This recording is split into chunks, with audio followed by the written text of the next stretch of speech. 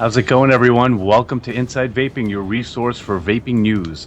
Our show airs live bi-weekly every other Tuesday night starting at 10 p.m. Eastern Standard Time via YouTube live event at thehomepage.com/live. That's nice, Ed. Who's that little guy? Is that Ed? Yeah, I'm back. I've been gone for a while. Been a I like the hat and the porno stash. It's a good hat. I got the I gotta mute the. Oh, that's. I'm like, what? Why are you saying it again? I got this from that guy from the fedora with the fedora. You know, Movie Ghost. You know, we got that. So yeah. So just ask me a question. Anyway, ask me a question. Yeah. Ask a question. I don't have any questions for you. What? Explain to me what. A yes or no? No, I want to know all about lipo packs. I want to know about watt hours.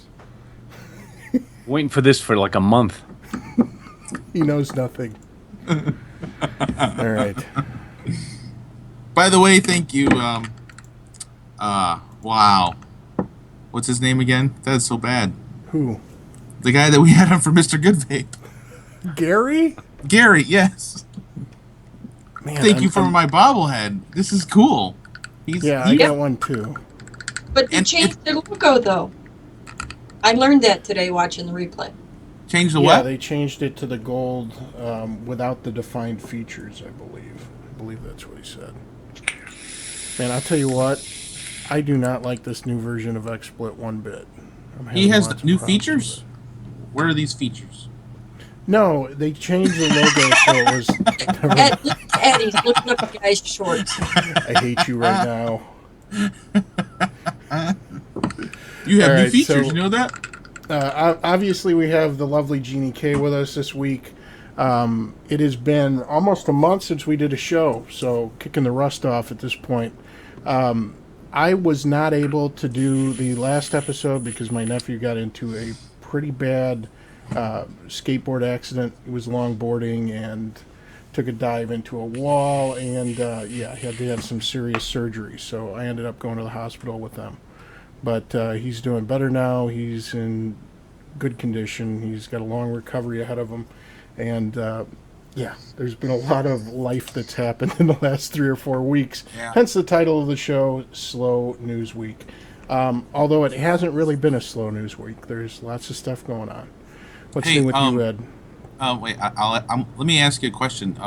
Do you think we should put an explicit warning on the show since there's going to be some language? I think we'll have to. We have You've been Jeannie warned. K with us. You've been warned. Yeah, dude, it's been a month since we've done a show because we missed last week and actually the one before, I wasn't here, wasn't it? I wasn't here. Jerry wasn't there. Jerry, I'm never here. Remember, you were supposed to talk about watt hours and we never. Man, did? I've been holding on to that story for like 6 weeks. Oh man. So it was sad. I was working out of town about 2.5 hours. I had to stay out of town last night. I get a phone call from my wife this morning, and my poor little bird Taser died. She's dead, and it sucks. It was a green cheek conure. Their minimum lifespan, normal minimum, is 10 years, and she was 8. Apparently, she got tangled up in her little bed teepee thing, and she didn't make a peep. Nobody knew she was tangled up because she always slept in there. She'd go in there, but yeah, she must have. I don't know. It sucks. Dane and I talked about your bird passing, and he did say that bird was a biter, though. Most anybody but me. I come to find out that green touch. No, green cheek. The next one should be an African gray parrot, Ed, because then it'll outlive everybody in your family. Yeah, and I'll send it to you first to learn some phrases. No, it would not be friendly with the knives. Just a maestro at the cursing. Yeah, I should never have pets that can speak actual words. You have 4 kids. 6 grandkids. Yeah. And the only time I don't cuss like this is when the little itty bitty tiny humans are around. It's like instant filter. Oh, you know what? Speaking of Mr. Good Vape, real quick, let's do this drawing. Let's do this. For the giveaway. So let me pull that up. Let's see. We have random.org. Now I'm going to show everybody how I did this, so you know it's legit. Fair. It's legit. It's got to be legit, man. So I've got random.org pulled up here. I did enter a list of all the commenters on the YouTube page, all the people who said I'm in when they made their comment, and then I alphabetized it, pasted it into random.org, and now when I hit randomize, it's going to number this list in random order. So let's see. Jason Jones. Jason Jones is number 1 on the list. So congrats, Jason Jones. You did win the Mr. Good Vape entire line, plus the 3 e-liquids he released. Co-release with Swomesto at ECC. So congratulations, Jason Jones. Please send an email to insidevaping@gmail.com, and we will get your address and get your winnings sent out to you. So congrats. Did you just close that like it went bye-bye for good? No. Okay, because I would say hold on to it in case Jason Jones doesn't win, then we'll other guy? move down the list. Good idea. I'm just going to go ahead and do this right now and grab a screenshot. Just in case, because... Yes. Although I can just go back and look at the replay if I want to see who the winner was, too. Well, that would be... If it's legible. All right. If this was actually one of the waffle groups, notice you got to call them waffle groups, I would have had to shoot like 5 or 6 takes until one of my friends' names came up on the list so that they could win a very expensive mod through a waffle. Because that's how it works. Yeah, I don't know. You don't know what I'm talking about? No. Oh, there's really high-end mod groups. Jerry, are you familiar where they're selling tickets for... Yeah, I've heard about it. Yeah, and things like that. Yeah, well, anyway. So wait, did we get through all of our introductions? Smoke-free mods. No, we didn't. Miss Jeannie K is with us. Of course, Jeannie K has a show on Thursday nights on vaporsplace.com, not vplive.com, which I put in our show notes, vaporsplace.com. And that is Thursday at 9 p.m. Did you see who's going to be on with me this week? No, who? I'm pretty freaking excited. Aaron Biebert's coming back again. Oh wow, cool. Very cool. Oh, cool. We were gonna get in touch with them about doing an update. So, cool. I'll have to tune into the show. Good job. Good job. Jeannie's like family. I think he tells me yes because he hurt my feelings so bad at Vape Bash, and it was all James's fault. What did I do? Remember? You don't remember? No. I went to go. You and I were sitting there and we were talking, and I go, "Who the hell are them people with the video cameras?" And I said, "Well, I don't know. I'll go ask." And I went over and I said, "Hey, what are you guys doing?" And they're like, "Oh, we're filming a movie." And I was like, "Well, if you get a minute, we'd like to talk to you." And they come walking over to the table, and Dagger starts all talking to this guy, and next thing I know, the guy's walking away. Wow. What the hell was that? I'm like, "Thanks, James." And he says, "Well, Jeannie, maybe he thought you were like going to yell at him or something." Well, no. Just saying, you could be a little bit intimidating. You are Jeannie K after all. She's like 4 foot tall. How is that intimidating? I don't know. There's that. And then where's Dane? Where's our buddy Dane at? Dane is gone. It is his anniversary. So this afternoon he informed me he wasn't going to be able to make the episode because he just remembered his anniversary. Just remembered apparently. So yeah, he's in the doghouse. If he isn't, he should be. Yeah. Is he at the mall or something? I went to Sub-OHM. That's delicious. You guys are so bad. Dinner. Poor Dane. I know. He isn't even Dane here to gets the stick up short for end of the himself. stick. That's okay. He can take it. Those Yes. chefs are tough men. Pick up Ed's favorite line. Meaning, does that mean Jerry gets the long end? I heard that, Ed. The long end of the stick. I need to make sure that I have. Ed's forgot. It was a month ago, so Ed doesn't even remember that line out of the Mr. Good Vape episode that I watched today. Because you watched it today. That's not fair. All right. Moving Why on. am I a +O? I'm mode +O. That means you're a mod. So, yeah, I'm shout user 77 on here, Sean. Look at that. I know my shit. I mean, stuff. Look, I blame Jeannie. I already I know. swore. I know what she's doing. All right, so let's, Jerry, anything new this week? Any I'm news? waiting. I'm waiting for my H-Cigar DNA 200, but that's not going to ship to the end of the month. I was able to get that thing for $117 on a pre-order, which I thought was Nice. pretty good for a DNA 200. Yeah. Yeah, that's a great price. There was another. I got that from GearBest. I bought it from them, and then there was another company, Vape Street, that had it for $1.25. And then I think H Cigar clamped down on these guys and has set like a minimum retail price of $169. So it only lasted for like 2 days, and then the price went up to $174 on one site and $169 on the other. So I'm locked in. It's just, you know, who knows when I'll see it. Yeah, Well, that's right. a great price, though. It is, right? I pretty much, these are the two things that I use the most.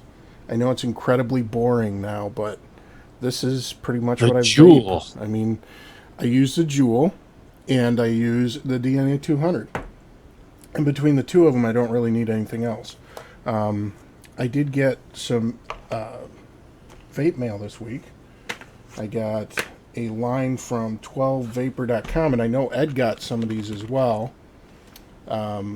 Yes, I And did. they've got some, of course, very nice packaging. I've heard some good things about the flavors, and I believe Ed said that we have a set yeah. to give away. So here's the story. I was chatting with John, the guy from 12 Vapors, and he's like, "I'll send you something." I'm like, "Okay, cool." And chatting throughout the day, I'm like, "By any chance, did you send that in 6 milligram?" He's like, "I sent it in 3." I'm like, "Ah." I'm like, "Well, I don't want to be that guy." And in the middle of me typing that, he's like, "I'll send you 6 milligram tomorrow." I'm like, I felt kind of bad because the guy already gave me some. I'm like, "Well, how about I just give away that first 12 on the show?" He's like, "That's a great idea. Give it away." So I've got a 12, the entire line of 12 Vapors. It's all the Zodiac signs Yeah. to give away on our next show. And again, I haven't tried the e-liquid yet. Packaging is pretty unique. It comes in these tubes. Yeah. But the bottles are really tight fit in there. I did notice that. You have to kind of torque May them need to out. wipe that It down looks with a very poise thick. pad. Oh, man. Here Yeah, we go. missed that. This show is brought to you by Poise Feminine Pads. It's brought to you by Duluth Trading's Ballroom Jeans. Oh, do you want that out too? No, let's save that for the after show. Good lord. All You right. better stick with the Poise pads. I'll need some of those pads for the. Jeannie's never mind. like, I'm not what even the gonna. hell did I just walk into? This is okay. So this is noteworthy. I did want to talk about this real quick. As you know, most people know, I really like snus. Of course, I did Oh. get some snus mail this week. I got Siberia, which is an incredibly strong snus, and then I got Epoch. Now, Epoch is interesting. This is actually a washed white tobacco. So if you look at these pouches, look at that. They almost look like little pieces of gum. This actually goes through a process. It does not involve actual bleach, fortunately, which cleans the tobacco, further eliminates nitrosamines, and also ends up with a product that doesn't stain your teeth. It's decent tasting, but it basically takes away any type of earthy tobacco taste that you know a snus user may be looking for. So still reduced harm, but I don't know. Jury's I thought out it for was- me. The flavor's pretty thought it- good. This is a blueberry. I thought it was Epoch. Are you allowed to put links in your YouTube comment section? Yeah. No, Okay, because no. every time you start talking about your snooze, people are always asking about it. So you should put the links to that. You can't link in. Oh, and Yeah, you you can't can. link. Oh, You in the can link comments. in comments or description. I'm sorry. I was thinking of the live chat that used to be that's on the YouTube page. Yeah. During the live stream, you can't put links. They don't work. Oh, yeah. We disable the comments on the YouTube page itself. Here you can put comments or you can put links in. But I don't know. I'm confused now. You're asking about in the You're asking about in the description of the video of the. Yes, in the description. Okay. We can put them in. Yes. Yeah, we should probably do that. And we put in epoch. Let's start right in here. Yeah, let's do this. Wow, I like the fact that now the Vape Mail and Recap section says let's talk a little bit about poise pads. Didn't fall for that. Do we have any clip art for that? We got some clip art? No, we don't. I don't. I purposely avoided clip art. It's an inside joke, so we're not going to bore you with it any longer. There's a couple of new DNA devices coming out. Of course, I don't have the pictures in the media set here, but the Vapor Shark DNA has come out, and it features zip charging, and it is $200. And the Lava Box is out. This was by Volcano. What is zip charging? Do you know what that is? Yeah, that's the proximity, the inductive charging. Inductive charging. Okay. Which, I don't know, have you guys used that on your phones before? No. Is it good? What was that, Jeannie? What did Jeannie say? What did you say? It's induction charging. That's the way I. Oh, that's how Jeannie recharges. Induction charging. See, for me, when I used it on my cell phone, it heated up. It heated up the back of my cell phone. It's really fucking hot, James. Yeah. There it is. Yes. Number one. Everybody drink. Everybody drink. All right. It's a liking. So that's Blake, isn't it? That always says that. Iron Horse. Yep, it's Blaine. Yep. Blaine. I am Iron Horse. Yeah. I am the leading cause of his liver damage. I'm just saying. I believe it. So speaking of drinking, I've got this bottle here. When I went into the hospital with this thing, they thought it was some kind of a bomb because it's got this case on it and it's got straps hanging off of it and everything. Are you still accessorizing that thing? Well, it's done now. I have this nice padded case in here. I got the flip lid. I'm all ready to go. It's even got a little strap handle for your hand, shoulder strap, Molly gear, whatever. It's done. But so now my wife calls it the water bomb. What was that, Jeannie? Does it hook to your man purse, James? I don't have a man purse, Jeannie. It's got a zipper pouch for poise pads on the side. Just in case. Oh, man. The cat's going to be out of the bag soon. I know it. All right. So I was looking back at an old article, and we've got some excerpts from an article from Vape News Magazine's April issue. They did an interview with a lady named Imani Athena, and she's the owner of Kind Organics, about her e-gel liquid line. And this is these are some excerpts from it. Pioneering sustainability, harmony, holistic creativity is the driving force behind Kind Organics, and while several product lines serve as the brainchild of this company that prides itself on using only plant-based e-liquid ingredients, a new e-gel drip collection has broken through the boundaries. And this is all I have to say to that. Look, I get it. There are only so many ways you can describe e-liquid, and now with this in the market, you have to kind of get creative because there's just so many options out there. But isn't this kind of bordering on ridiculous? I mean, so now you're using words like holistic and sustainable. I don't know. It smacks of just marketing jargon to me. Imani Athena, owner of Kind Organics, made with certified ingredients. Apparently the sub-element line is actually PG and alcohol free. Describing the sub-element line, she says, It's a European-style flavor collection. The viscosity is very thick, and there is no sugar-tine alcohol or ethyl alcohol in this lines.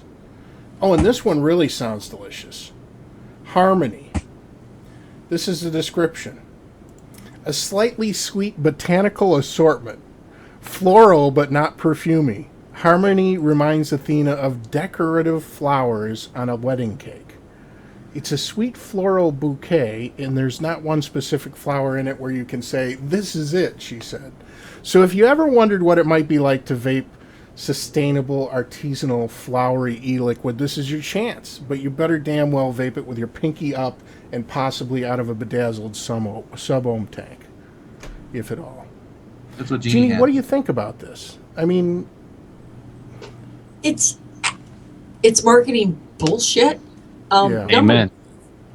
And that's what it is. It's Yeah. just the new thing. I mean, everybody's got a premium juice line now. And by the way, bedazzled tanks, kiss my ass, James. no, I wasn't talking about Kathy Bedazzled. I love Kathy Bedazzled. I'm I know. talking about like you sequence. know that blingy bullshit my daughters put on their cell phones is what Exactly. you. But yeah, it is. It's just a new marketing ploy. Everybody had to come up with a new word. They Yeah. started using premium, and then they started using handcrafted, and then they started using gourmet, and it's basically bullshit. Yeah. The thing that disturbs me isn't that part of this. It's later Right. in this that I get really upset.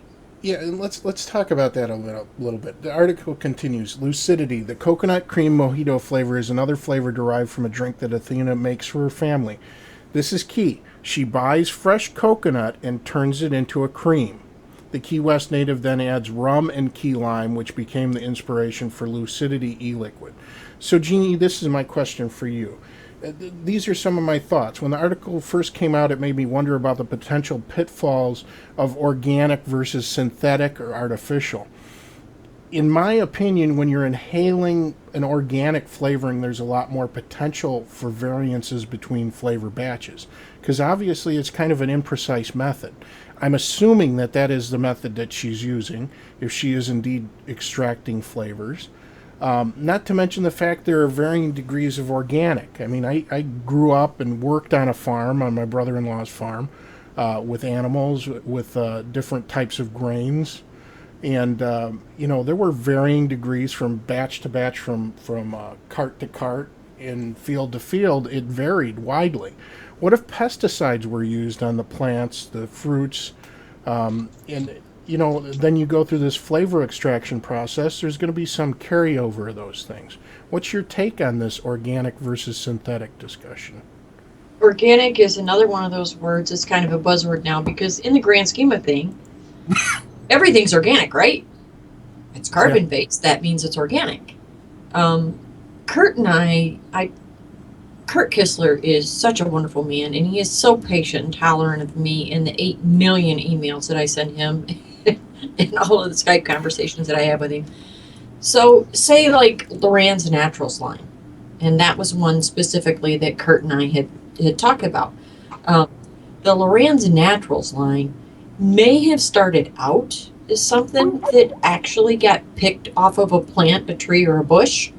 By the time it leaves their facility, there's really nothing organic about it other than the fact that it originally came from a fruit.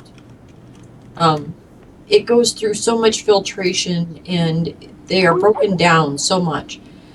And the biggest worry about organic flavoring is the fact, and that this comes from the man with the PhD in chemistry, is if it actually has organics in it, you are to the point where you are introducing organic matter to your coil. We know what happens to organic material on a coil is it burns. And when you are vaping on that, you have a high potential of that organic material forming free radicals. And free radicals inside of your lungs is just not a good thing. Yeah. So there's some more quotes here, but before we even talk about that, I wanted to mention one more thing too. I was thinking about this organics thing, and one of the things that strikes me is there is no stabilizer. So you're talking about organic compounds that are degrading, they're breaking down, they're fermenting, and without a stabilizer, I mean, to the best of your knowledge, are PG and VG sufficient stabilizers for organic flavorings to keep that breakdown process from happening quickly? Because it seems to me it would happen faster with No. organics than with And it does happen. No, they're not good enough stabilizers. And the other thing is, when they start breaking down, do you know what some of them form? No. What's the two big buzzwords right now? Aldehyde, DAP? formaldehyde, and No. Diacetyl. Diacetyl. Oh, There you go. It's diacetyl. back. It is a AP. naturally produced. It's naturally produced. AP. If there's AP in a product, AP was put there. Yeah. AP does not form naturally, but diacetyl forms naturally in the breakdown of organic material. I missed it. I missed the days when we only had antifreeze in our e-liquid. Oh man. One antifreeze again. Just fill your car up with e-liquid. Fill your What's the price of radiator up these, with it. James? Do you know? They're not too bad. I want to say it's like $24 a bottle for 30 mil, which How is I that mean not that's too bad? well that's How the hell premium is that not e-liquid too price, bad? right? You're talking No. wait, we're talking about artisanal, Jeannie, okay? Okay? This is like me buying cheese. I'm flipped off too. So and check this out. This is from their website. Hey, Par. Let's see if I can find it. Man, I'm so Yeah, 'cause- unorganized. Because I can go to a brick and mortar store and they sell mod fuel, which I think is great e-liquid. It's really good, and it's $22 a bottle. So I think here's- it's better.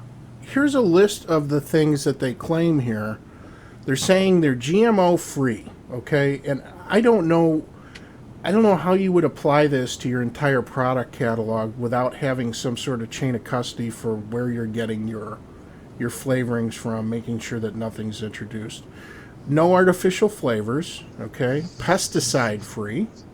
It's a pretty bold claim.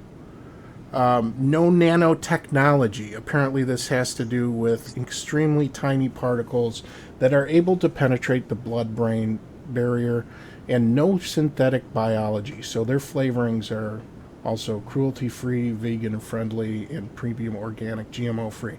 I call bullshit.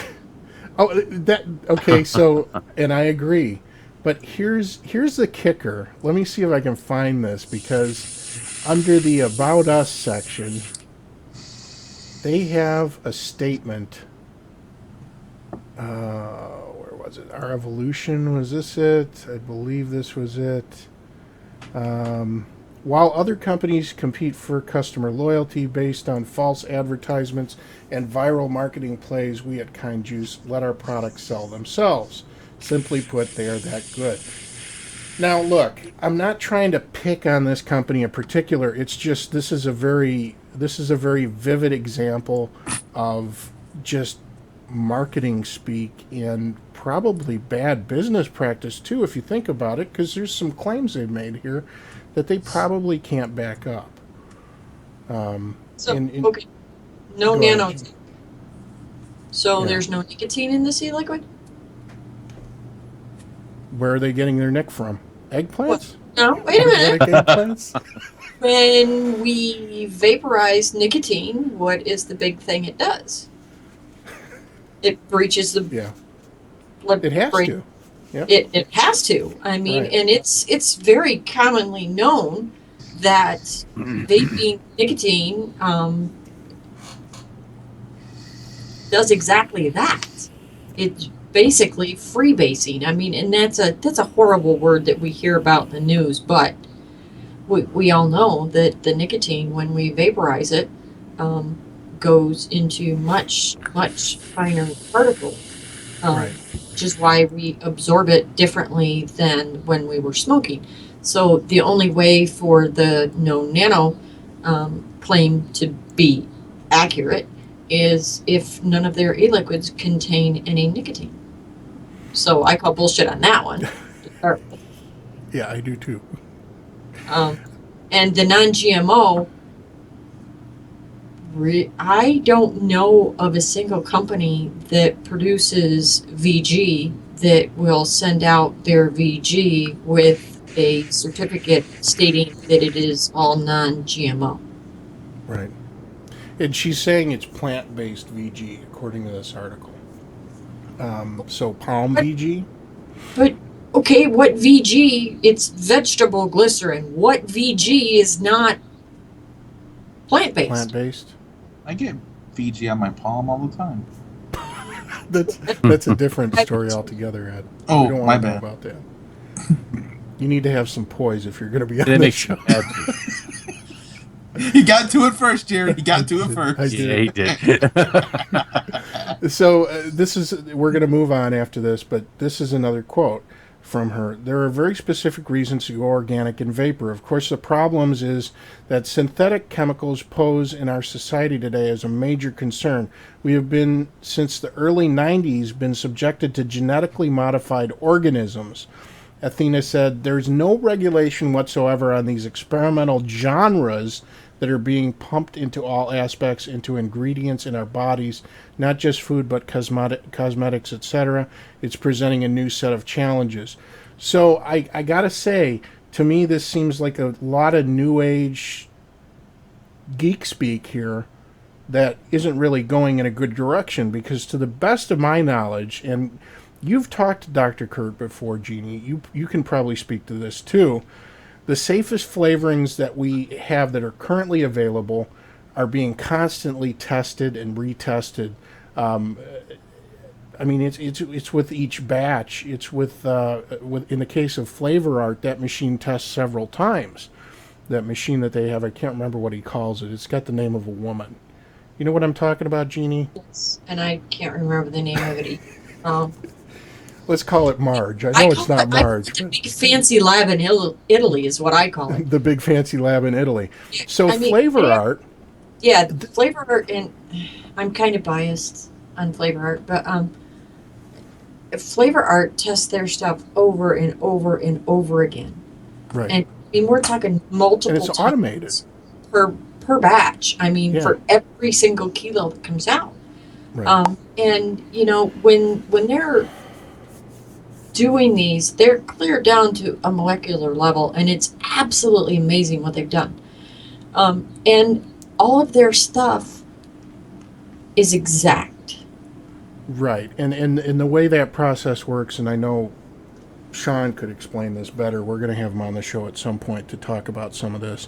But they can actually take, a food, and they can analyze it and find synthetic flavors on the molecular level that create something just like that in a flavoring. And I don't know, I think it's a great technology, and they have control over what's in it at that point. Of course, it is made up of chemicals, so that's the reason why they test and retest. But when you're talking about the difference between organic and synthetic, in a lot of cases, synthetic is much safer than organic because you've got all these unwanted pollutants that are present. I mean, heck, with snus, one of the biggest problems they had when they were sourcing tobacco, trying to get tobacco in the U.S., is because our groundwater is so polluted with insecticides and pesticides. And heavy metals. And heavy metals, that increases the amount of carcinogens that are present in a product right off the bat. So unless they could get it out of Lancaster, Pennsylvania from an Amish farming community, they didn't have a lot to choose from in the U.S. You ever been through Lancaster, Pennsylvania? I have. I've got a friend that lives there. Okay, because I mean, I have to tell you, I mean, you're driving down the road, and if you drive down like a Interstate 15, if Yeah. you're going down 15, you're in the middle of a city, right? And so here you've got Applebee's, and there you've got Haas Steakhouse, and there you've got TGI Fridays, and then you've got the auto dealership, and then all of a sudden there's this house, and you know it's Amish because there is blue shirts and black pants and white aprons as far as the eye can see on this clothesline.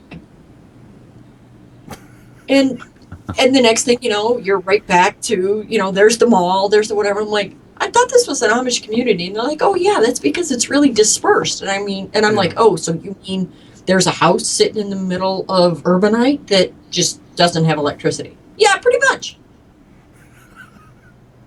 I was just shocked by the number of road apples that were there from the horses. Everywhere. If I have to pick up my dog poop, they should have to pick up their horse poop. I agree. All right, so we're done with the, I don't know. There was one other thing. You've got a note in here, which was pretty interesting. This is from the FDA's guidance document here, Regulatory Information Guidance Document. So apparently making the claim of holistic is a medical claim, and it could be regulated by the FDA as such. So I'm not sure whether the author of this article was the one that said holistic, but I believe on the website somewhere it shows that they use holistic thinking. I think they're pretty careful about delineating that the product itself isn't advertised as holistic, but they use a lot of these words that are, I don't know, they're kind of vague and misleading. So and I don't know. I mean, when I say something, it sounds all hippy dippy is what it sounds like, and don't by any means think that I say hippy dippy is a bad thing, because my sister is a tree hugger from way back. Let me tell you, Yeah. and I love her dearly. And Ripple, Oh yeah, I love Ripple. I absolutely adore Ripple. Yep. But these people are like commune speak. Yeah. All right. So we've got a video for you here. Ed, I don't know. I think you wanted to comment on this one, too. This was from Fox Chicago. They had a story. This was a while back that this happened, but I believe you actually already commented on it. Yeah, I commented on the Facebook video itself. page. Yeah. Yes, I did. Let me go ahead and pull this up.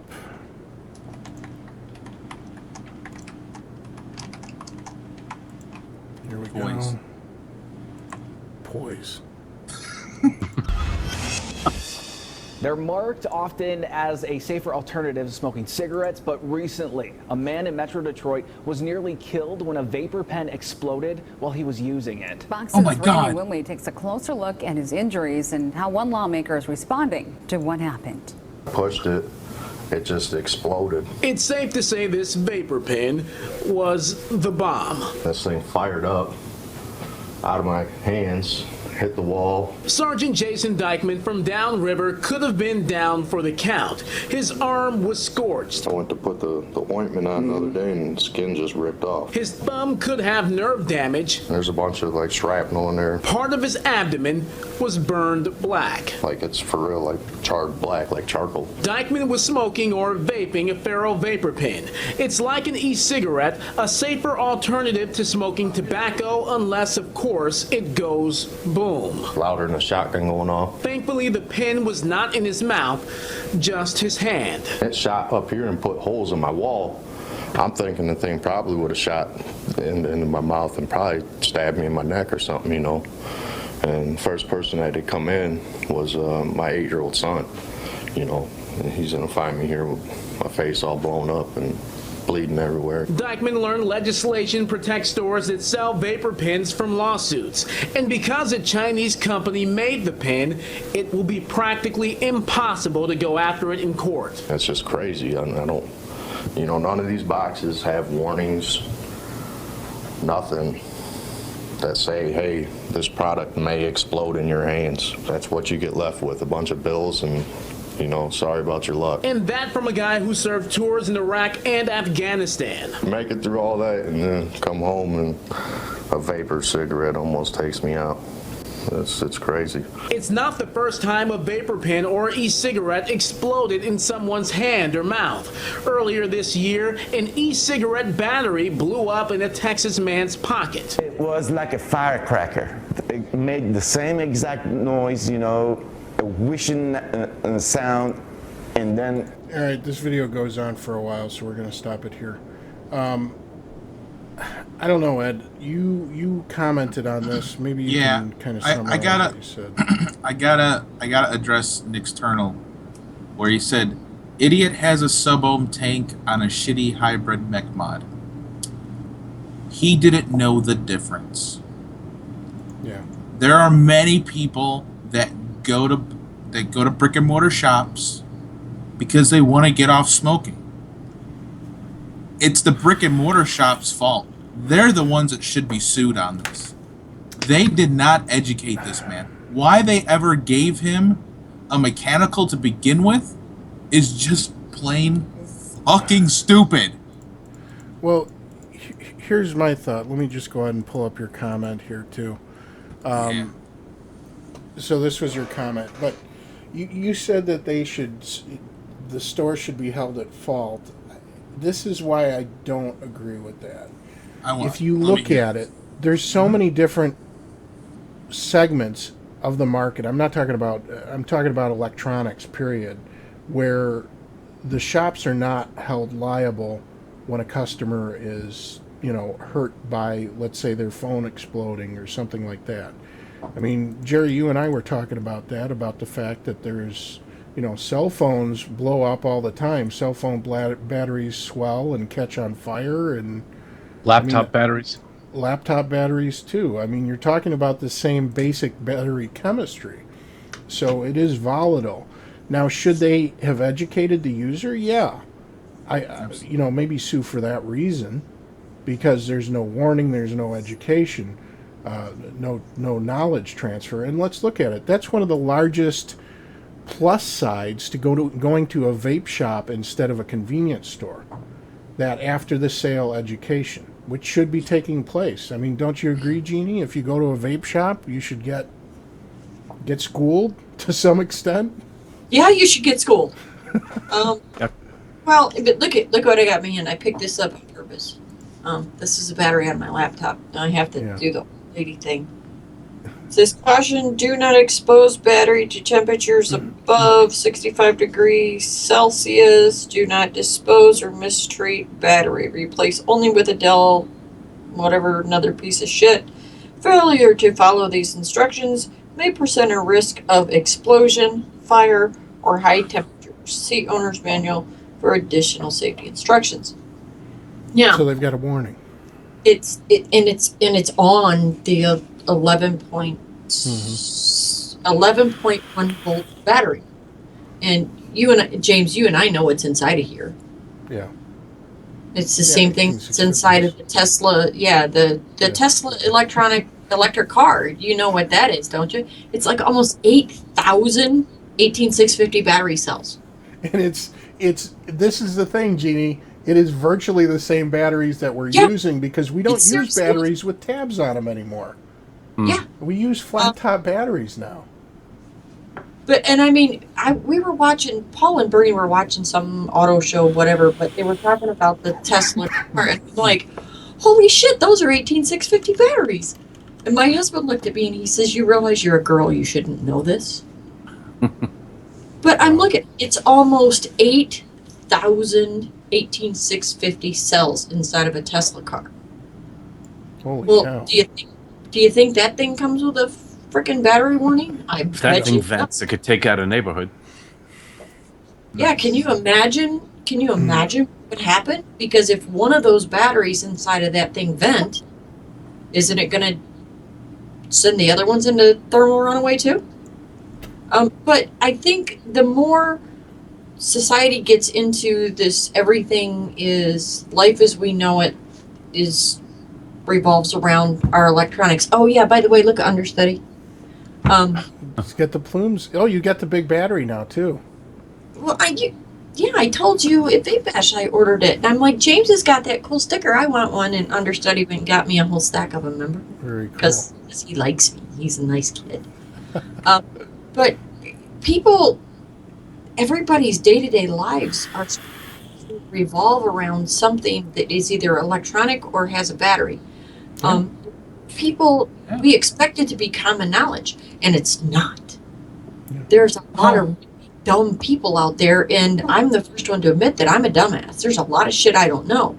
Fortunately for me, I have a lot of really smart friends like you folks that I go and ask shit when I don't know.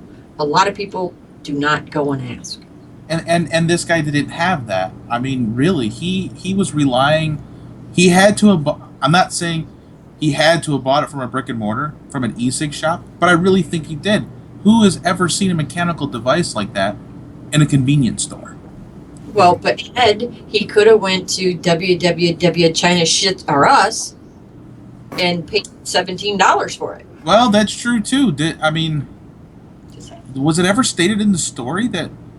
No. Well, no. The news reporter said that the shop wasn't liable, so he must have bought it But they from a shop. did say that the device was manufactured in China. So It was manufactured in China, so there's no recourse. And I understand where you're coming from James too. If you go to Best Buy and you buy a Panasonic Blu-ray player, you don't expect Best Buy to be liable if it shoots a DVD and chops your cat's head off. I mean, I get it. No, the manufacturer can be found liable. They actually did that with Samsung, like maybe, I don't know, it was like 5 or 6 years ago. They had a batch of cell phones, one of the Galaxy series. They had one particular batch that was puffing up and then either starting on fire or exploding or venting in users' pockets, and it was pretty violent, and people had burns, and they formed a lawsuit, and I believe they got reimbursed for it as well. I mean, I think it was in their favor, so it can happen, but I don't know that it can happen in this case. So there was a valid point there when he said, companies in China, what are you going to do? yeah, but you realize though that if you say you own PDQ Vape Shop, Yeah. if you contact China and you have them put your logo on a bunch of their knockoff Ego batteries, because at this point every Ego out there is a knockoff. That's true. But if you have them put your logo on it, that when you bring that into the United States, that you are now the manufacturer. I didn't know that. So And now you there's gotta a put lot it of in shop Egypt. owners out there that don't realize that. That doesn't surprise me either. So Oh, the man. the biggest thing that wanted me to jab my ears out on that story is how many times that damn reporter said vapor pen. He was smoking a vapor pen. Smoking or actually using an electronic vapor pen. Oh, It's man. not it might be a marker, but not a pen. I mean, come on. Reporters are idiots. So Shove we've a got poise pad up their rear end. there's the poise pad again. We've got another story here. This is from this is about CBD, which of course is it's I don't know, how would you describe it, Jeannie? It's a form of hemp oil that does not contain THC, or contains only trace amounts of THC. And it can be something that is very useful for people that are dealing with different medical conditions. I had Jan dumb this down for me. Okay. Yeah. Because I'm like, so what the hell are CBDs? Because I had absolutely no clue. Let's hear It it. is the part of the marijuana that doesn't get you high. It's the part with the medicinal purposes for like people like me with chronic pain that can't be dealt with. It is the medicinal part and no stoner munchies. That's the way it got dumbed down for me. And I understood that. Yeah, well, we've got a video here that we want to play for you guys, and this was apparently there's a vape shop in Idaho that's been selling this for a while. I know there's a couple in Illinois that sell it as well, because I actually went to a 1-year anniversary party at a shop last weekend, and they had they sold it there. But let's go ahead and play this this video clip here. Here we go. Only a few miles separate what is legal and illegal in Washington and Idaho. For more than a year now, Washington has embraced recreational marijuana, whereas Idaho has denied it in all of its forms. But now Victor Korea reports that a few e-cigarette shops in the Lake City are pushing the legal limits. that has taken off like wildfire. I owe you $11.81. For 4 months, Robert Gamble, owner of Best Dab Vapor, has been selling a form of cannabis oil known as CBD. As he tells us, it's derived from hemp and contains less than 0.03% THC. Now, can you get high off of CBD? No, you cannot. Gamble says it's mainly used for medical purposes. For months now, he's been taking it for his back. I usually can't sleep because my back is so knotted up, but I get a good night's sleep with the CBD. And medical issues are the reason many came into Best Dab Vapor store today. Like this woman who wanted to remain anonymous. She bought CBD to help with her arthritis. And I'm looking for an alternative to kill the pain. I am certainly not looking for a high. I've never smoked cannabis in my life. She wanted to remain anonymous because the legality of CBD seems to be up in the air. Gamble says it's untestable and, according to his distributors, legal in all 50 states. But local cops say, no way. You know, anything that has any trace of THC in it typically is going to be illegal in the state of Idaho. Just by walking out of the store with the bottle in hand, according to police, you're in violation of the law. But for this woman, the risk is worth the reward. I just can't take, not having a day without pain and not being able to function, on a regular basis. Reporting, I'm Victor Correa, KHQ Local News. Well, we have only a few miles separate what is legal and... There we go. I want to know who their marketing manager is. Those signs are really high end. The signs and the labels both, aren't they? Oh, man. So one of the takeaways here, if you heard what the shop owner said, oh, man, you guys are trying to trip me up again. Apparently somebody changed it to say, I love poise. Anyway, what the shop owner said, he said it's undetectable. And I did a little bit of research, and it turns out that that's not entirely true. And it varies based on the quality of the product. So when you're talking about the concentrations of THC in CBD, it can vary. Obviously, there's plenty of products out there which have been a godsend to people with chronic illnesses or pain management issues. And I'm all for alternative homeopathic remedies, but considering that this is a legal gray area, we want to make sure that our viewers are equipped with the facts. And one of the commonly asked questions is, can CBD cause you to fail a drug test? Now, I talked to a shop owner that operates in Northwest Indiana and actually has some, not for sale, but apparently had some. And they said that you cannot fail a drug. You can't fail a drug test while you're using CBD because it simply does not have enough THC to be detectable.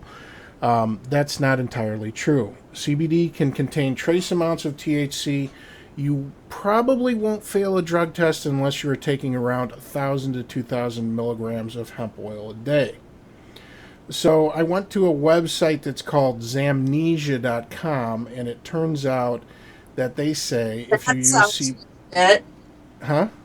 Because that sounds legit. Zamnesia. Say that again, James. Zamnesia.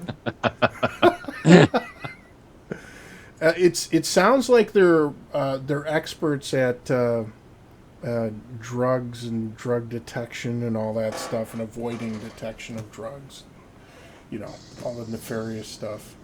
But anyway, it looks like if you use CBD, you use a lot of it, and you think you're going to be subjected to a drug test at work, the best thing that you can do is ensure that you're buying lab-tested, high-quality CBD products. Now, with that in mind, think about the video, Jeannie. What did we just see?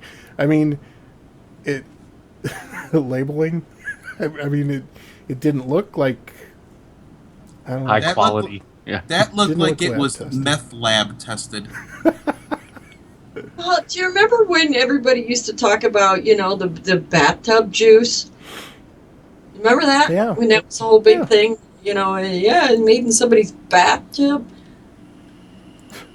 The labels on that stuff did not inspire a lot of faith in me that this stuff was produced in a quality lab under ideal conditions. Now, if I want to vape e-liquid that is made in somebody's kitchen, it's going to be out of my kitchen. But Jeannie, he changes his air filter once every 30 days in his air conditioner.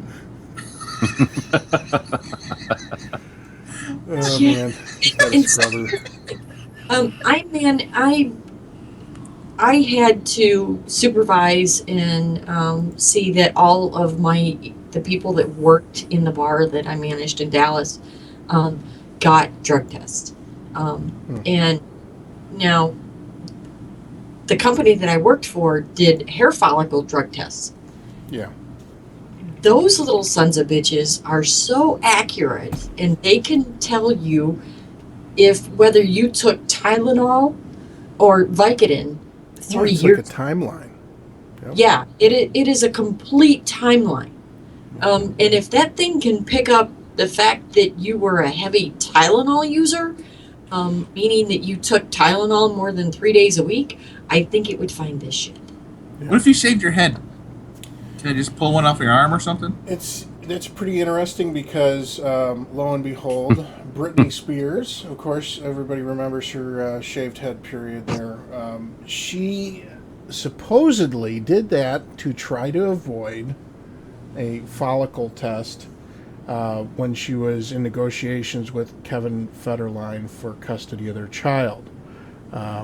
So allegedly, that is why she did it, which is kind of interesting. But I don't think that just went off the fucking rails.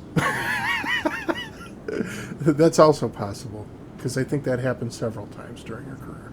Although I do enjoy the song Toxic for some reason. It's just catchy. So what's the bottom line? Should you be worried? You know what? I looked into the liquid conversions, but you're talking about taking a weight and converting it into a liquid measurement. Roughly 1,000 milligrams is equal to 1 milliliter, but that would vary based on the concentration of CBD in the mixture. Bottom line is, if you're using CBD and you fail a test because they've detected THC, and here's the kicker. So the THC in CBD, it's a cumulative effect. So it stays in your system, and the more CBD you use, the more the THC builds up. And even though you're not getting high off of it, it can still lead to a positive drug test. If that happens, and again, this is discretionary on the part of your employer, but you can request a GCMS test, which is different from the base test that they normally do for drug screening. But yeah, that's the scoop. But I see, Jeannie, I've seen a lot of this. I've seen a lot of CBD liquids on the market. And yeah. obviously there's a lot of people that are interested in it. So After I got schooled on it, because I had to ask somebody what the hell it was, because I had no idea. It is not legal in all states. yeah. It's not. The state of Pennsylvania is very, very, very unfriendly towards these things. Now, and I have said this, if this stuff really works for pain relief, like they say it does, and if it were to become legal in the state of Pennsylvania, would I talk to my doctor about it? Oh, hell yes, I would. It's got to be better for you. I mean, if it works, it's got to be better for you than opiates. But look at the people that are addicted to opiates now. Yeah, and you know what? Kratom, I think is how it's pronounced. That's another one that was meant for pain management. That's some sort of leaf, I believe, that's ground up. That's also illegal in Indiana. But there's a lot of people who successfully use that for pain management. I don't know. I believe as long as it doesn't lead to further societal breakdown, I'm okay with it being legalized. But that's my personal opinion. So we've got a story here. Jerry, go ahead with that. Okay, the story's titled Vape is Haram for Muslims, declares Fatwa Council. And haram, as you put in the description here, means not acceptable in Islam. So using electronic cigarettes, also known as vape, is now haram for Muslims. The council's chairman, Professor Emeritus Tan Shri Dr. Abad, oh, this is a good one, Shakur Hussain, has said the decision was based on laws that were used against shisha, also known as pipes or hookahs. You got me, huh? as poised pipes or hookahs. Oh man, That's a good one. Train's coming off the rails. Okay, so we have discussed the issue of cigarettes and shisha, and we can equate it with the vape. Firstly, it is dangerous. Second, it is wasteful. And third, it is detrimental to health. So when the effects are the same, we have declared it as haram, he was quoted as saying. We have decided, and there is no problem with the fatwa, in fact. The health ministry has informed that they are waiting for findings from experts, but we have gone ahead because fundamentally, if it is detrimental and wasteful, then we cannot agree to something like that. That is modifying the doc as we type or as we. Okay, read. this is like hitting a moving target. Okay. Yeah, that's. You know what, Jerry? Here's the thing. So yeah, they have the right to do this. It's a misinterpretation again. They're talking about people smoking e-cigarettes. I believe they don't understand the product fully. But yeah, I mean, I guess it's their prerogative if they're choosing to do that. But this is kind of interesting that this is something that is now forbidden. I don't know. It's a matter of faith. In this case here, it's not, regulation, and they've chosen to err on the side of caution. At least they said they're going to review findings, but at this point they decided to put out this haram against it until the findings are in. But I wonder if they would still allow this as a smoking cessation method. If they've already deemed cigarettes as something that is banned, would they allow vaping for people of that faith to get off cigarettes, or not as a replacement for cigarettes? Well, it certainly seems that they would realize it's reduced harm. I mean, I used to smoke hookah.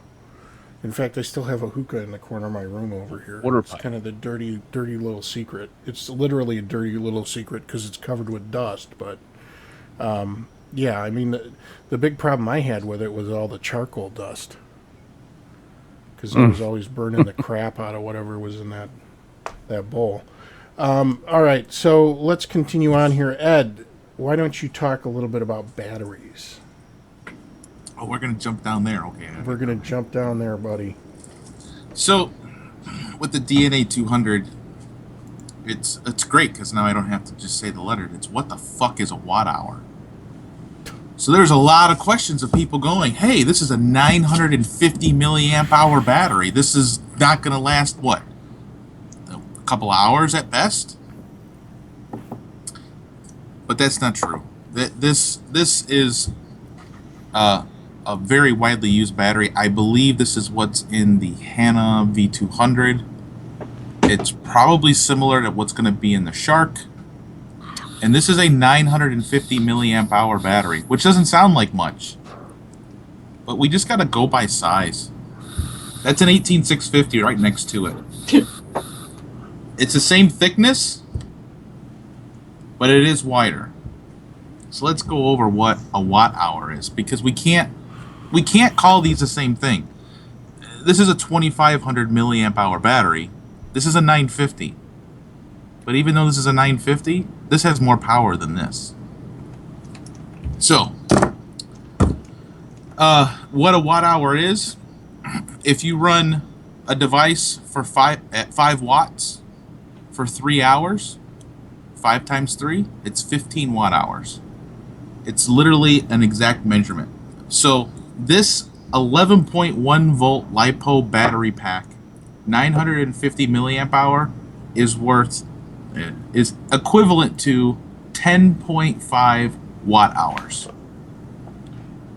So you can run a device at 10.5 watts and hold the button for an hour. If you run it 21 watts, a half an hour. I hope some of it's gonna sink in a little bit. Nothing? It ain't happening? It ain't happening. So let's just go with this. This is 10.5 watt hours. This 18650, that's a 2500 milliamp hour, is only 9.1. This has got approximately, what did I think it was, 20% more power, more battery life. If you can't even do the math in your fucking head, how do you expect me not to have... I can do the math in my head. That's the problem. Well, there's that formula I threw in there. it's basically for a watt hour, it's milliamp hours times the voltage divided by 1,000 is a watt hour. So I was looking at this the other day. So if you have a 2,500 milliamp hour 18650 at 3.7 volts, so you multiply the 2,500 milliamps by the 3.7, divide by 1,000, so you get 9.25 watt hours. Then you have a 900 milliamp hour LiPo pack at 11.1 volts. Multiply that out, divide by 1,000. It's actually a little bit higher, 9.99 watt hours. So that's, to your point, Ed, that a much smaller capacity, as it seems, 900 milliamp hour LiPo pack actually has the same duration, or give you the same duration as that 2,500 milliamp hour 18650. Yeah, and I actually used He's tapping out. Okay, hold on, G. I actually use this battery, and eScribe is the software that we use in our DNA 200, and it gives you your average puff duration. So the whole time you use your mod, you plug it in, it'll tell you, on average, I do 4.16 seconds. That's how long I take a draw, which basically on this battery, and I think I did a 16-hour day, because I might sleep for 8, I get 22 puffs per hour. This battery lasts me almost all day long if I'm doing a show. If I go to bed at a normal hour, it lasts me all day long. Okay, do you want me to translate the last 5 minutes? Yes. Yeah. I want to hear this. You have a little girl named Lucy, right, Ed? Yeah. Okay. Yeah, last time I checked. Did her name come from Charlie Brown? No. Because all I heard was wah, wah, wah. Wah, wah. That's it. That's all I got out of all of that. You too, Jerry. Wah, wah, wah, wah. It's like listening to the teacher on Charlie Brown. My eyeballs crossed. Well, I mean, so for Jeannie, said in chat, why would it make a difference talking about it in watt hours? It's because, with a 900 milliamp hour LiPo versus a 2,500 milliamp hour 18650, it's not an apples to apples comparison. So you need this as kind of the translator or the bridge between those two, because the LiPo, what is a 3S cell, Ed, with 3? Yeah, it basically has in series. It basically has 3 of these in there. This is a single cell. This is a 3 cell. Is that a poise pad? Oh, it's used too. Ew, Oh man. Do you know what I like the most about this? What do you like the most? That you got it for free? No, better than that even. Go on. I don't have to be smart. Because it's smart for you. Yep. Brandon made this thing really fucking intelligent. I don't have to be smart. Well, basically what I came down to is that there's a lot of people like, well, what's the difference? And I'm really not trying to tell you what the difference is. Some of the people who might know math, they'll get the difference. For people like Jeannie, if the battery is bigger, it's got more power. It's a bigger battery. It lasts longer. That's not because, but these are just almost the same size. Thank you, by the way, Chicago Rod. Why? Don't thank him for it. Why? Because Chicago Rod sold me this wonderful RDNA. That's why. Thank you, Rod. But if you look at the two of these, I have to tell you, one's a little bit taller and the other one's just a little bit wider. So by your standard of, just got to go by size, they're basically the same damn thing, right? No, they are not the same thing. This has the 3 LiPos. This has a single 18650. This lasts way longer than this.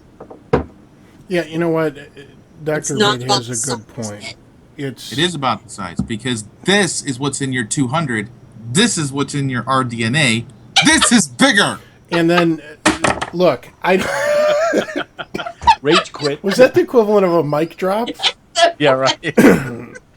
Wow. Kanye out? Is that what that was? Kanye out? Nice, Ed. Well done. Very nice. No, seriously, I'm sorry. I'm sorry. I wasn't trying to say that it was boring. Here's the thing, too. It's split across a larger voltage, or a higher Yes. voltage.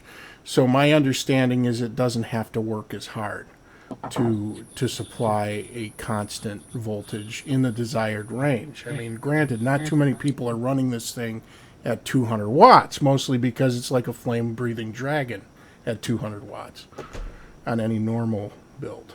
It's an Ohm's law thing. The higher your voltage at a similar wattage, it's less current draw. That's all it is. So the battery lasts longer. Yep.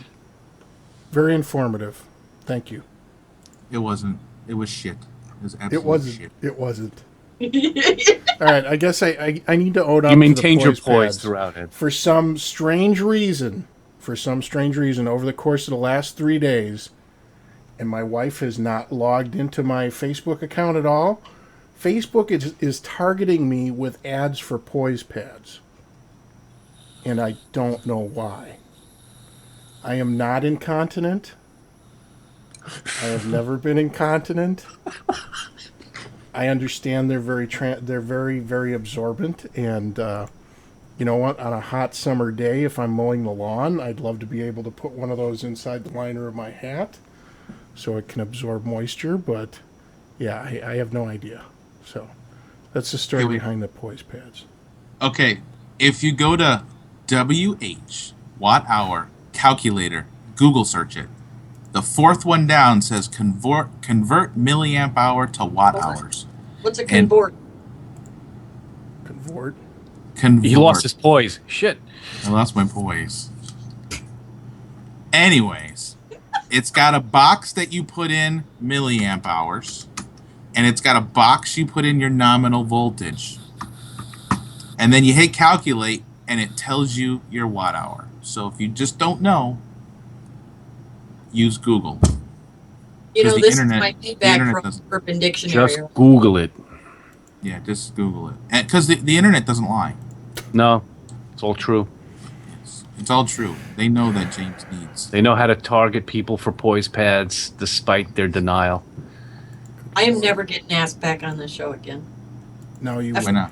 You will be. You love it. All right. So we're going to speed through these last couple stories here. Big one. Captain Morgan sues Shiver Me Timbers, my lookalike selling drugs. Ed. Where did we go? Did we jump back up? Don't worry about it, buddy. Where'd it go? Here it is. Yep. Captain Morgan. Captain Morgan is putting his foot down. Not on a barrel of rum, but another captain. On another captain it claims is ruining its business by using a similar character to sell psychedelic drugs. Nice. Yeah, that is kind of similar. It's pretty messed up. The company that's drawn the captain's ire is Captain Amsterdam.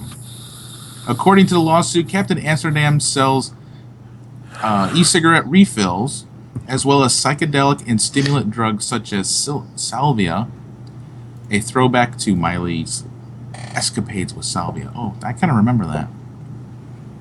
Morgan claims Amsterdam sells a whole line of questionable goods using various captains' names, including Captain E-Juice, Captain Salvia, and Captain Feminine Product. Yeah, James just found it. Captain Morgan wants Captain Stoner Amsterdam to stop using the name and... What the... You've been had, baby. Where's...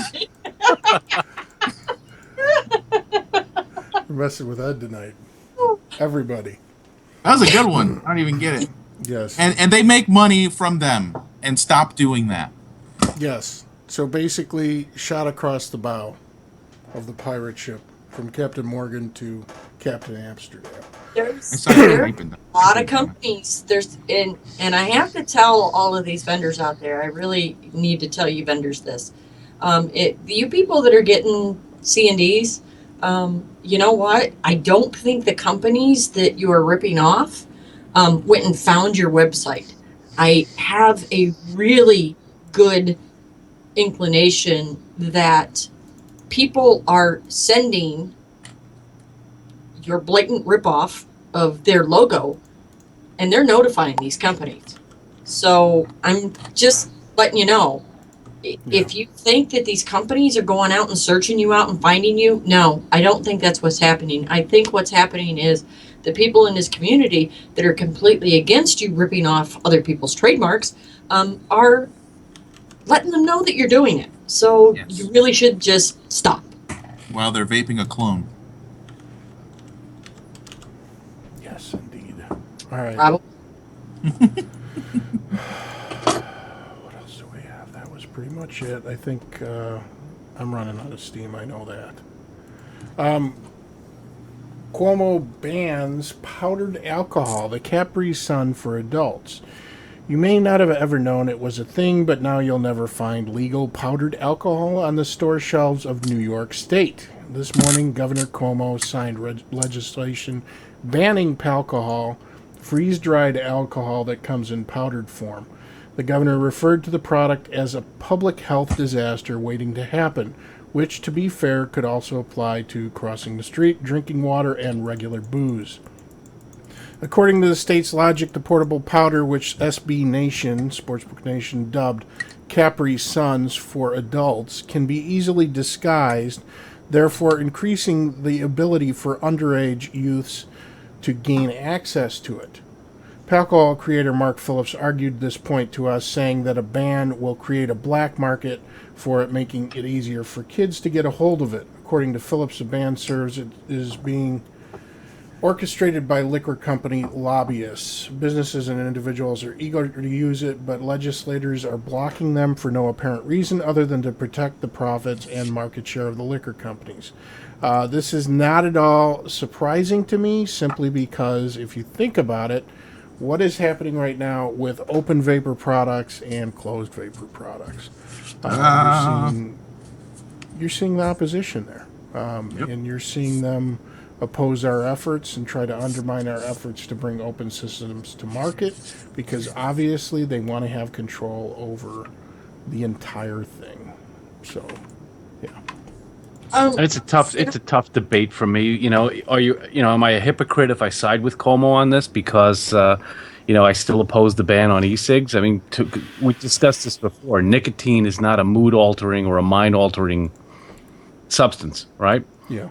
Alcohol is, and I have 2 teenage kids, and this stuff, when I heard about this stuff, it just smells of stealth, concealment, something that would really appeal to them. And I'm more concerned about them getting their hands on this stuff than I am about my kids getting their hands on an e-cig instead of smoking, to be honest. Yeah. And Jerry, and I agree with you, because this stuff wasn't even out a week when it first rolled out. Jan did a story on Anti-Nanny about it when it first rolled out. And I'm like, let me see, and right to YouTube. And son of a bitch, Jan was talking about this stuff just coming legal, and there were already kids that looked very young, which I am not very young. I am very old, so they all looked like they were 12 to me. But they're snorting this crap. Oh, you're kidding. No, I'm not. I wish I was kidding.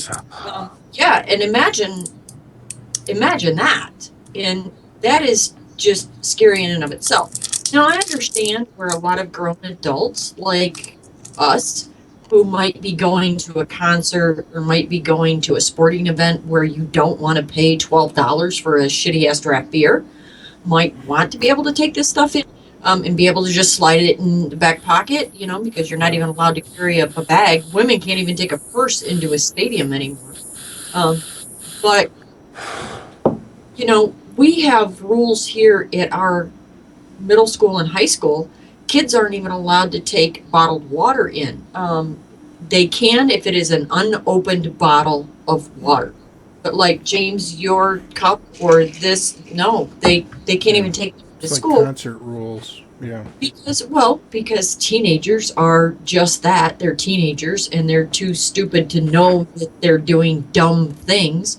And they were smuggling vodka into high schools in water bottles. So I can understand why, from state level, they would want to ban powdered alcohol.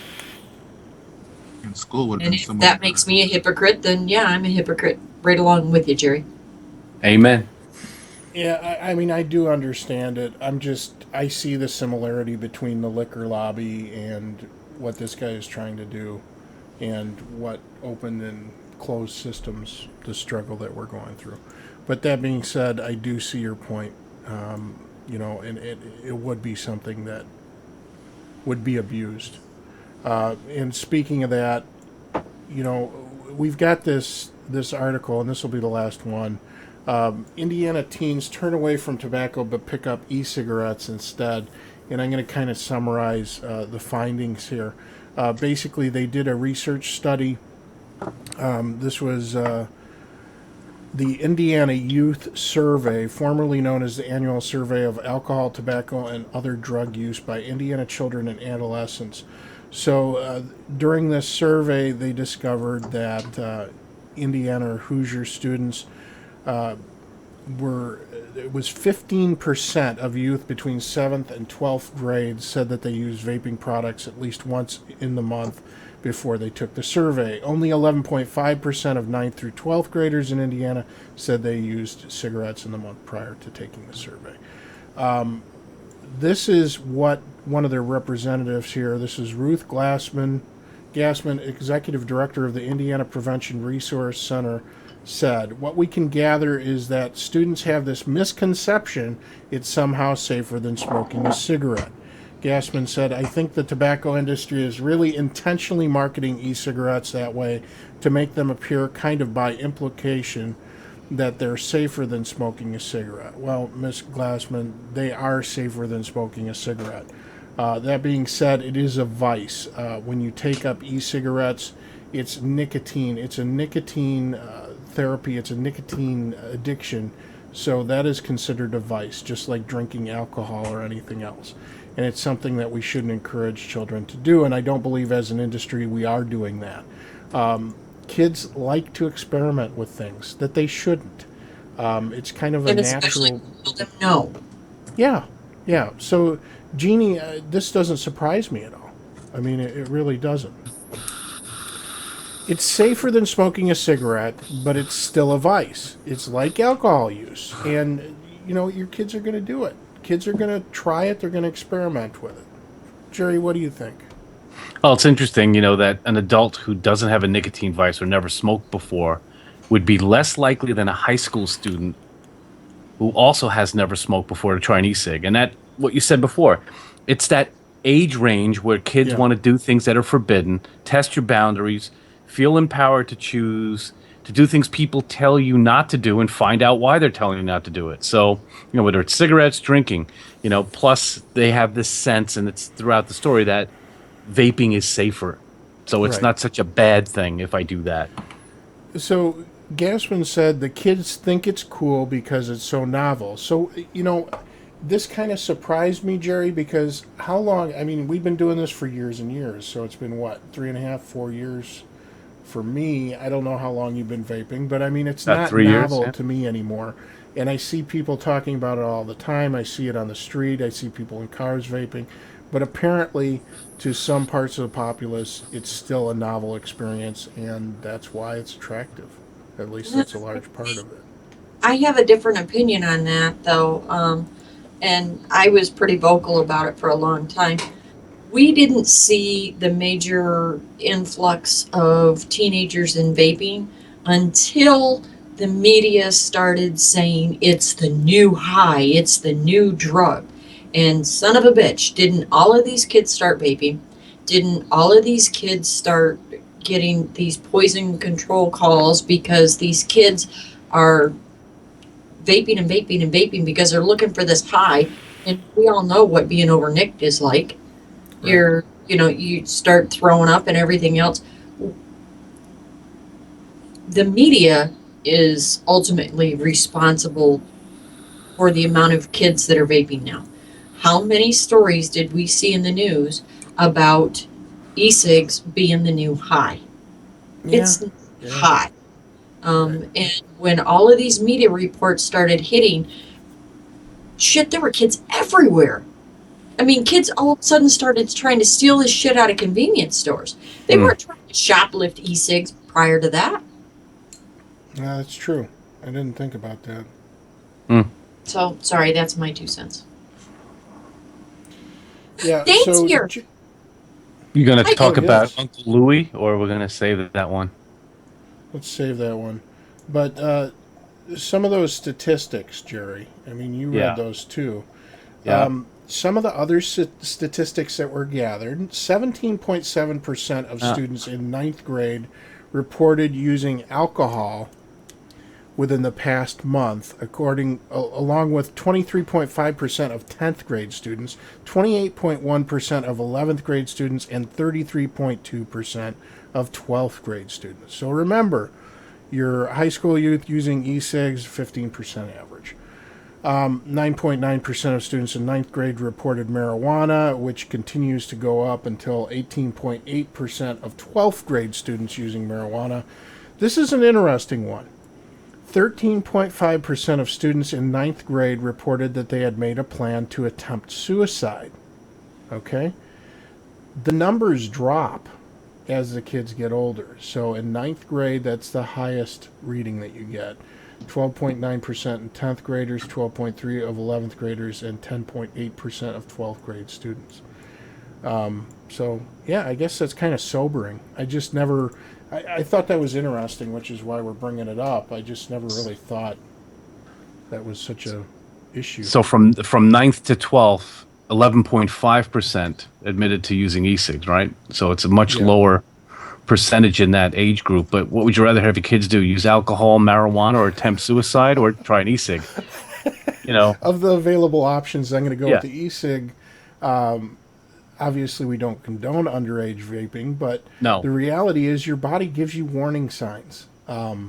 You what did Lou say last week, Jeannie? He said you self-titrate. In other words, you absorb what you can. Your body gives you warning signs, the sweating, nausea, things like that when you've over-nicked, and you stop. I mean, at least a sane person does. With alcohol, it's a lot easier to get alcohol poisoning because you know what? You're with your friends, you start chugging. That's it. I mean, you can end up... Plus your judgment's impaired. Poisoning cases are what age group? Yeah. High school? We're talking about middle school and high school. They do it because they can. And the faster... And I hate to say this. All right, I'm allowed to... Dane, they told me I could cuss, by the way. Faster you get fucked up, the better the night is. And that is how teenagers' brains operate. All right. Dr. Bate was talking about the PHE report. We didn't really cover that, so we're going to go ahead and play a quick video here. This is from The Guardian. This is Kevin Fanton, Director of Health Look at and that underbite. Wellbeing. That's one hell of an underbite right there. I know. He looks kind of like a piranha in that picture. Or seal. So this is not about non-smokers taking up e-cigarettes at all. And in fact, the data suggests that it's very, very unusual for people who have not smoked to take up e-cigarettes, in part because it's not very addictive. It's not a fun thing to do. But this is far more about smokers and how we help smokers to reduce the harm from smoking, from moving to a product which is very toxic to something which is significantly less harmful as part of their journey to quit and to quit for good. So what we're saying is, Smoking Cessation Services provides a range of tools to help people who want to quit. But we recognize that consumers are making that choice today. They're seeking and they're purchasing e-cigarettes. We want to ensure that they're using the best available tools through Smoking Cessation Services to help them to quit for good. Remember, the key here is how do you weigh the risks of people smoking and the known harms that that creates from the benefits of promoting a method which is significantly less harmful and ensuring that people are using it as a quit aid.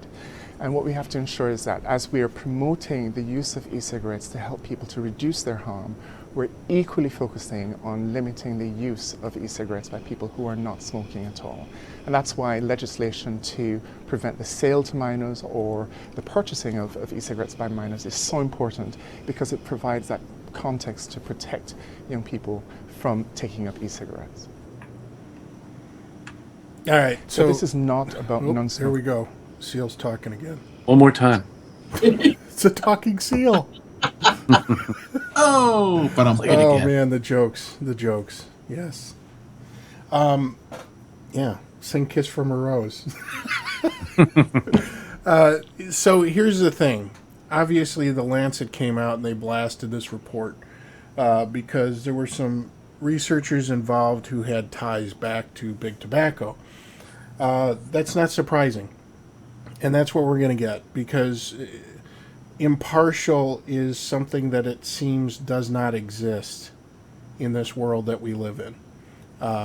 It's very difficult to find within this segment, because either you're an ant or you're pro. I mean, it's basically pro tobacco harm reduction. But by and large, if it's something that has anything to do with tobacco, the majority of medical research community workers, the majority of higher education, they're against it. They really are. I don't know. Well, and I don't think we're ever going to get completely impartial, because you look at a lot of these universities that they're saying, oh, this university has done this testing. A lot of these departments in these universities is, Dagger, you and I have looked into this, that a lot of them are backed by big pharma. So that's not impartial either. When your department operates in grants from pharmaceutical companies, you're not impartial. And again, we talked about this. That's one of the dangers of what's happening here with this study, is that it's almost positioning this to be regulated as a medical device. Correct? I mean, that's what what this would lead me to believe. What he was talking about during this, where he's talking about something that's controlled and intended for, to help somebody get off analog cigarettes. I mean, what else could it be? Well, anyway. No. That's what we got. I could reach out. We need an independent Amish lab to test e-liquid. It's weird. Dane, did you read back through the chat by any chance? That this is now the second time the Amish have popped up in this show? That's true. So, but I got something for modders right quick. Okay. My soldering iron took a dump last week. So did you mod it? I've got a new one. Now, you got to see this. This is amazing. Now, just so you know, this hasn't been on. It's absolutely cold. This thing's got some presets. Touch it with your hand. I don't believe you. I touched it to the soldering iron. See? Okay, there now I believe you. Okay. When I flip this thing on, it's going to show the room temperature. Of the temperature of the iron. It takes a couple seconds. It's set for 750 degrees. Oh, wow. It heats up quick. Yeah, mine broke. I was bummed and happy at the same time, because I've been using the same old soldering iron for the past 5 years. And I was really excited that I got to buy a new one. This one does have the little brass cleaner in there. It's real easy to clean the tip off. The sponge thing in the front that you can just wipe it off. Okay. And look at this. It's only... You gotta keep your tip clean. Gotta keep your tip clean. Is that a poise pad? Now look at there. That is 750 degrees, and it is hot. Some like it hot. Where'd you get that? I got this from Amazon. It was $95. It's the Heiko FX888D, and the D stands for digital, not Dane. That's a nice iron. It is nice. I really, really like this thing. So, modders, that's the ticket right there without getting a Weller. Wellers are expensive. Mm-hmm. I have a Weller. Do you? Is that from Fast Tech? That's what Dane said. It's a clone. It is. I didn't get it from Fast Tech. All right. $9.99. Free shipping. So yeah, I have a question for Ed. I'm sorry? Sure. I have a question for you, Mr. Green. Yes. Did you get a Mamu box in the colors that I requested? You didn't Not even yet. notice that I requested, did you? When did you make a request? Bastard. Oh. Yep. Now you're the rat bastard, Ed. I better not call you a rat bastard because the next week you guys will be not doing the show anymore. So I did not call you a rat bastard. Just like. What colors were you? What colors were you thinking about? One of them would look awful nice in black and green. Black and green, she says. I cannot believe that Ed the Green does not have one of those mods in black and green yet. Well, here's the thing. Well, I had ordered 6 of them, and I had all the intentions in the world because I like green and orange. But when I made those 6, everybody was like, hey, do you got another one? I'm like, I'll just get myself another one later. So I sold the one that I was using for like 2 days, and I had to sell it. But I got more coming. I do. There's more. It would look really sharp in black and green.